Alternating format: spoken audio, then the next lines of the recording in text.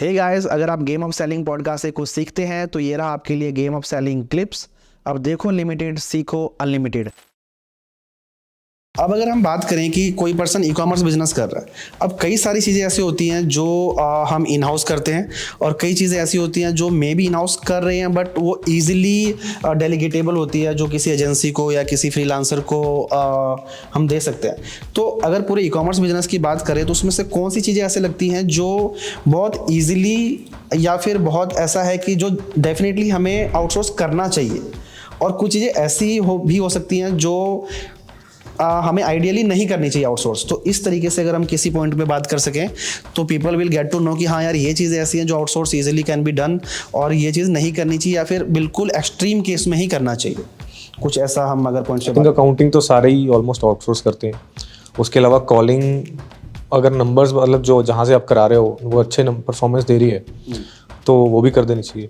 जो हम customer order confirmation calling की बात कर रहे हैं, अबेंडन रिकवरी की, ओके, जो भी है, तो these can be easily outsourced.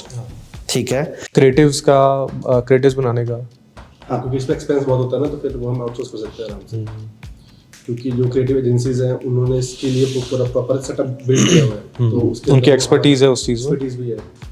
तो इसमें हमने ये देखा है कि अगर जैसे कोई क्रिएटिव एजेंसी है, उनको आप किसी प्रोडक्ट की क्रिएटिव्स के लिए काम देते हैं, तो उनके जो चार्जेस होते हैं वो नॉर्मली बंदे को ऐसा लगता है, कोई भी ई कॉमर्स वाला बंदा है तो उसको ऐसा लगता है कि यार अगर मैं खुद इसको करूँगा तो मे बी कम कॉस्टिंग हो सकती है, और दूसरों से अगर बाहर एजेंसी में किसी को दिया जाए तो उसकी कॉस्टिंग में भी एक कंसर्न हो सकता है। तो उसके बारे में क्या कहना है आपका? आई थिंक अगर कोई अच्छा क्रिएटिव है और आपके लिए वो अच्छा परफॉर्म कर रहा है तो वो इजीली आपको मतलब उतना प्रॉफिट तो इजीली रिकवर कर ही देगा जितना वो वास कर रहा है। और काफ़ी ऐसे कॉस्ट होते हैं जो नॉर्मली हम लोग काउंट नहीं करते हैं ना, लेकिन वो एक्सपेंस होती है। जैसे कि अगर मुझे कोई चीज़ शूट करनी है तो I will must have camera अच्छा होना चाहिए, है ना।